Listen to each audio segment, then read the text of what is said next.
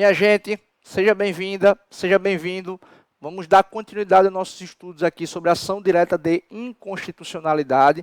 Nesse bloco a gente vai discutir rapidamente os procedimentos, né?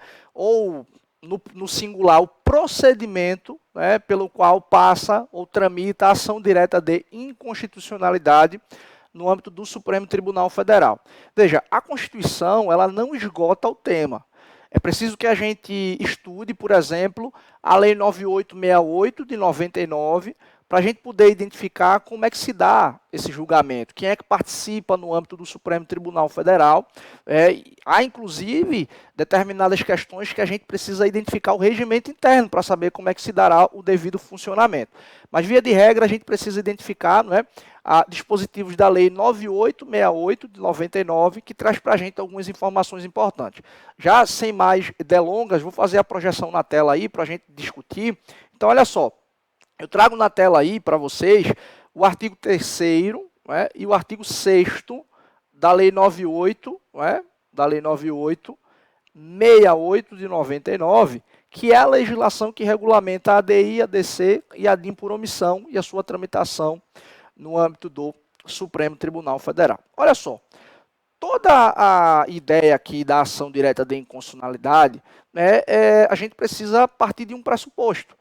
Se propõe um ADIM dos legitimados do artigo 103 a partir de um peticionamento, a partir de uma petição.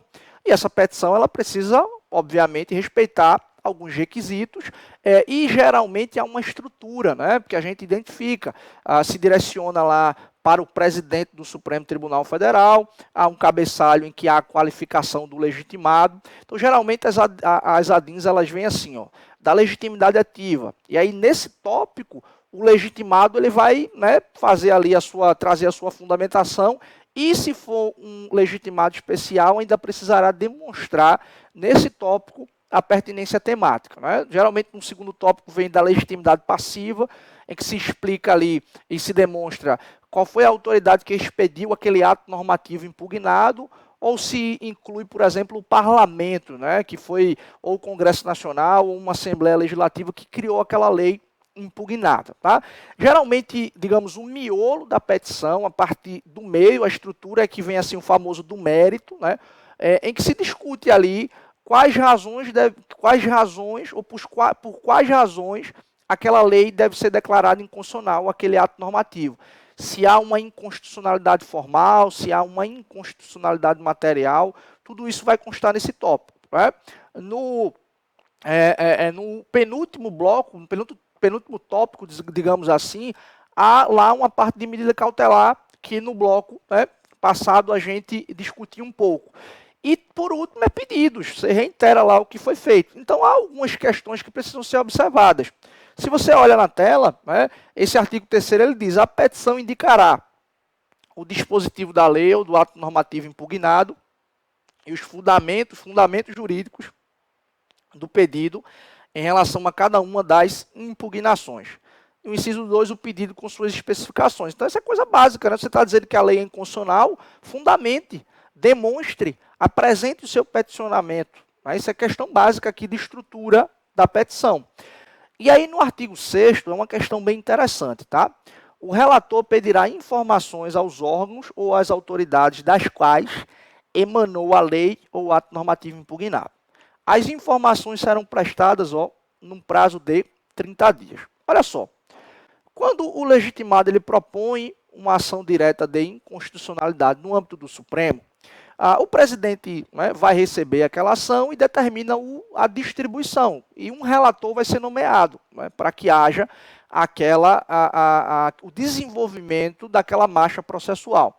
Quando o relator ele assume, né, aquela determinada ação, ele pode pedir informações à autoridade que está sendo apontada ali como uma autoridade que criou aquele ato normativo ou aquela lei. Por exemplo, imagine que uma lei do Estado de Pernambuco foi impugnada no âmbito do Supremo Tribunal Federal. O relator manda para cá, para a Assembleia Legislativa, né, se foi uma lei, obviamente, que está sendo impugnada, para que a Assembleia Legislativa preste informações. Isso é algo muito genérico. Geralmente, o que a Assembleia faz? Vem para cá, né, vai para a Assembleia Legislativa, A Procuradoria Legislativa, né, vai fazer as informações. Geralmente se explica como se deu o processo legislativo, quem foi o legitimado, né, de quem foi a iniciativa para apresentar aquela legislação, né, quanto tempo demorou a tramitação, se houve emenda, se não houve emenda. Enfim, é uma síntese, basicamente, do processo legislativo que originou, né, que deu origem àquela legislação impugnada. Tá? Então, o relator ele vai fazer isso. Se foi um ato normativo do chefe do Poder Executivo Estadual, um ato do governador do Estado, se vem para cá, geralmente o que, é que vai acontecer? A Procuradoria, né, a Casa Civil, se tiver uma organização interna, ou a própria Procuradoria do Estado, um procurador assina ali aquela prestação de informações. Então é algo muito prático e algo muito comum de acontecer, né? O relator pedir informações àquela autoridade que está tendo seu ato, né, ou a sua lei impugnada através da ADIM. Olha só, voltando na tela aí. Há mais algumas medidas, né, que podem ser tomadas pelo relator do processo, pelo relator da ADIM. Veja que interessante. Esse artigo 7º aqui, parágrafo 2º, diz o seguinte: o relator, considerando a relevância da matéria e a representatividade dos postulantes, poderá, por despacho irrecorrível, admitir, observado o prazo fixado no parágrafo anterior, a manifestação de outros órgãos ou entidades. O nome disso aqui, pessoal, é o que a gente chama de amicus curiae. Né? Provavelmente vocês devem ter já ouvido sobre isso, tá? Então, ó, o nome desse instituto aqui, ou na verdade o nome da aplicação desse dispositivo aqui, né, deságua na participação dos chamados amicus. Vai ficar ruim aqui para escrever, mas vocês vão entender. Eu vou escrever pequenininho aqui, tá? Amicus curiae. Então, como é que se escreve aqui? Ó? C-U-R-I-A-E. Amicus curiae. Em tradução, né, amigo da corte. É aquele que vai ajudar o Supremo Tribunal Federal no processo de decisão. Ele se habilita como amicus curiae, né, e vai apresentar memoriais, vai eventualmente fazer uma sustentação oral, vai tentar de alguma forma ajudar o Supremo Tribunal Federal nesse processo de decisão, amicus curiae, né? Todo mundo sabe, às vezes há casos que a corte vai julgar que tem um conhecimento muito específico. Eu lembro daquele caso em que o Supremo foi deliberar sobre algumas legislações estaduais que autorizavam o comércio de telhas, né, e de produtos à base de amianto, né? Há estudos científicos que demonstram que quem tem contato com algum tipo de produto à base de amianto tem uma propensão a haver uma produção de células cancerígenas, ou seja, desenvolver câncer com maior probabilidade do que outras pessoas que não têm contato. Então, veja, um tema como esse, que chega à corte, falta, portanto, conhecimento técnico para que o ministro do Supremo Tribunal Federal resolva o assunto, julgue adequadamente. Então, o amicus curiae, ele serve exatamente para isso, para tentar auxiliar. Óbvio que eu estou apresentando aqui uma visão romântica, né? Há um trabalho muito conhecido no Brasil, de uma advogada do Distrito Federal, professora do IDP, a professora Damares Medina, que ela foi fruto da sua dissertação de mestrado. Inclusive, isso virou livro pela editora Saraiva, mas tem na internet. Se você colocar o nome da professora Damares Medina e colocar amicus curiae, amigo da corte ou amigo da parte, você vai identificar que ela fez uma pesquisa muito interessante, né, estudando a participação de amicus curiae no âmbito do Supremo Tribunal Federal. E ela basicamente tinha uma dúvida, né, se de fato o amicus curiae ele ajuda a corte ou ele está lá sendo amigo da parte, defendendo os interesses de alguém ou de um grupo. E ela identificou que de amigo da corte não tem nada. Né? O amicus curiae, na verdade, ele tenta influenciar o Supremo Tribunal Federal a decidir no sentido do grupo que ele defende. Se você observou aí, o artigo 2º ele diz o seguinte, né? Considerada a relevância, o artigo 7º, parágrafo 2º, ele diz o quê? Considerando a relevância da matéria e a representatividade dos postulantes, poderá, por despacho irrecorrível, admitir, observado o prazo fixado no parágrafo anterior. Né? Haverá a designação de prazo, isso está no parágrafo 1º do artigo 7º.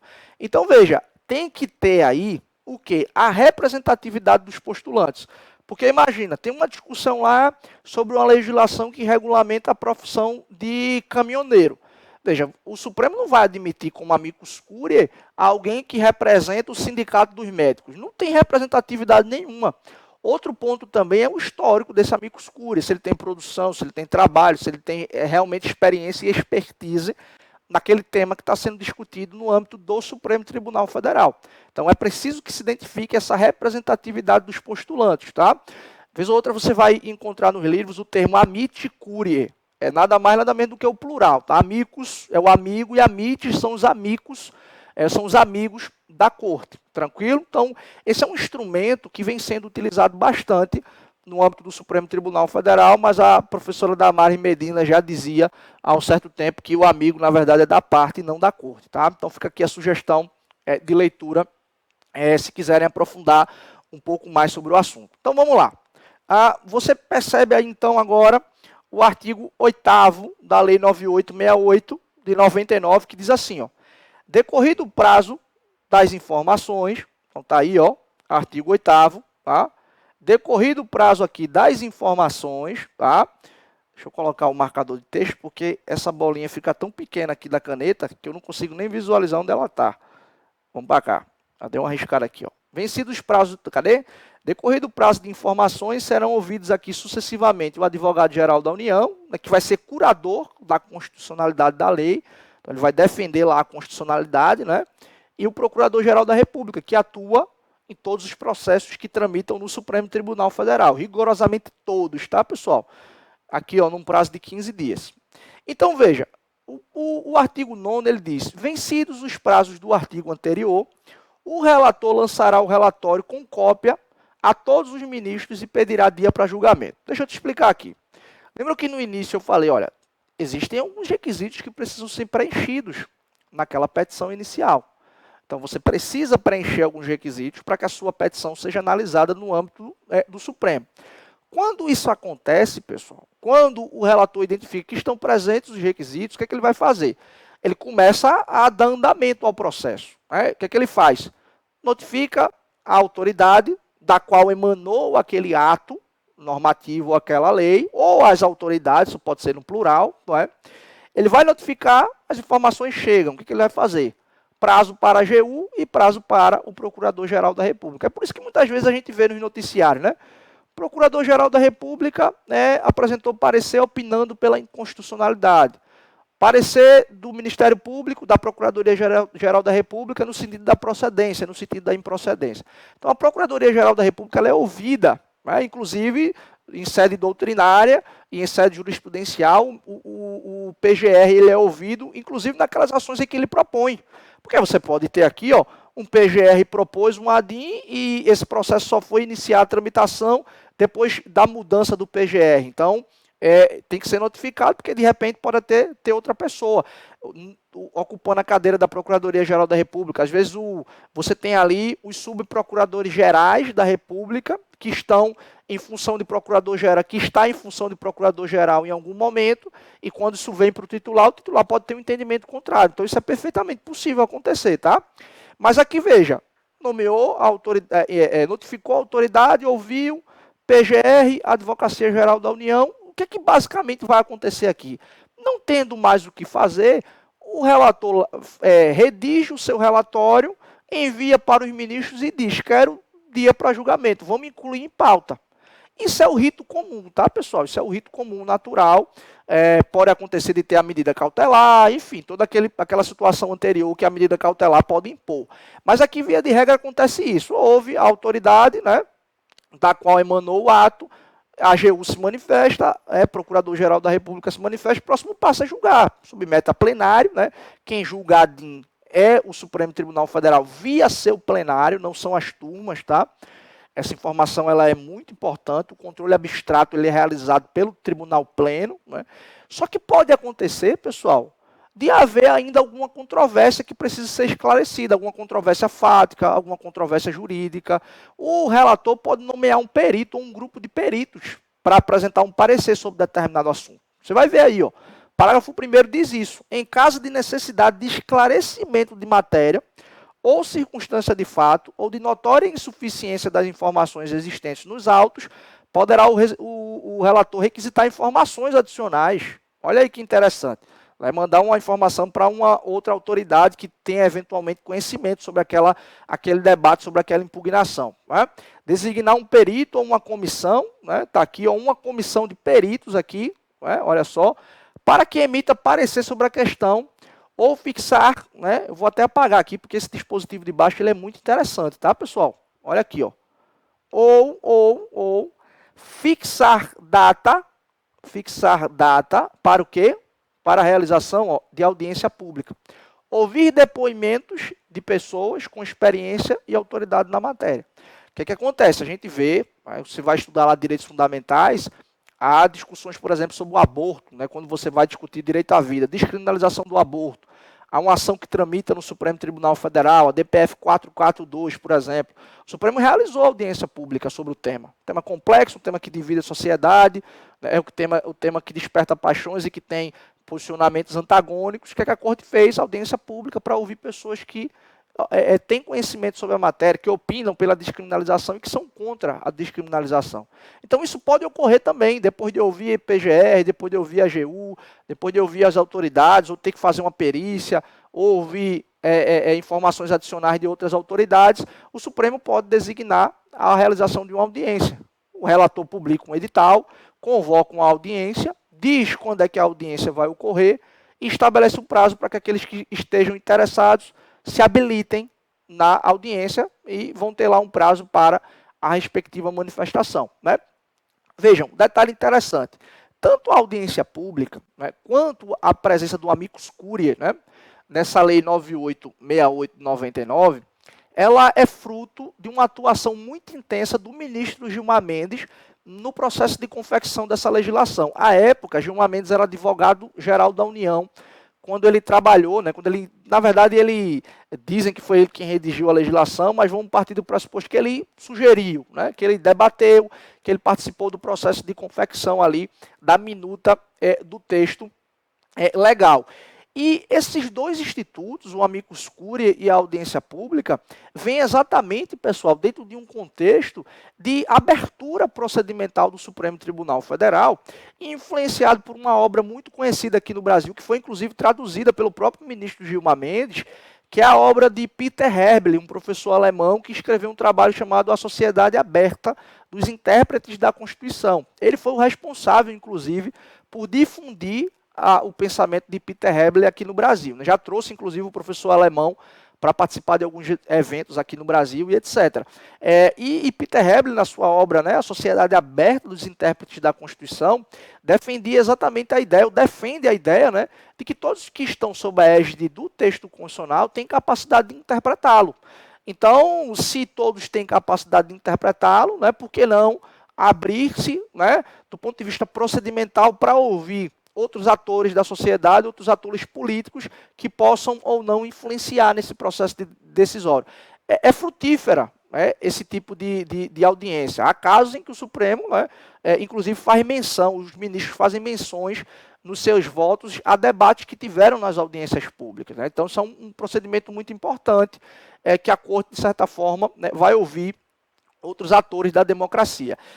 Isso também vem naquela direção de tentar sanar o déficit democrático. Né?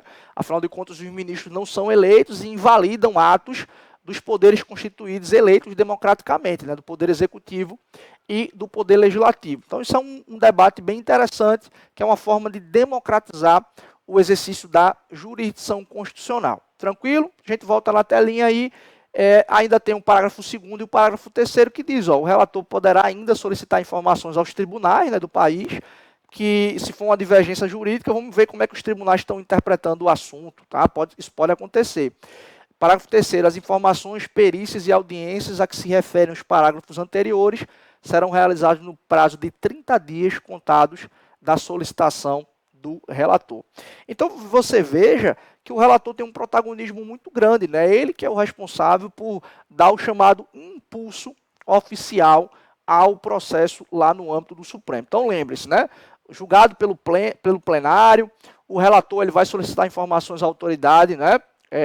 Da qual emanou aquele ato normativo, que criou a lei impugnada, vai ouvir o AGU, que vai ser curador da constitucionalidade da lei, o AGU vai defender a constitucionalidade da legislação, o Procurador-Geral da República vai ofertar o seu parecer, né, como ele entende, como é que deve ser discutida aquela questão, se ele entende pela procedência ou pela improcedência da ação, né, poderá haver a participação do amicus curiae, se o relator entender pertinente. O amicus curiae pode apresentar seus memoriais, suas informações em escrito, pode fazer sustentação oral também, né? O relator pode determinar a realização de perícias, a realização de audiências públicas, enfim, ele é o responsável, tá?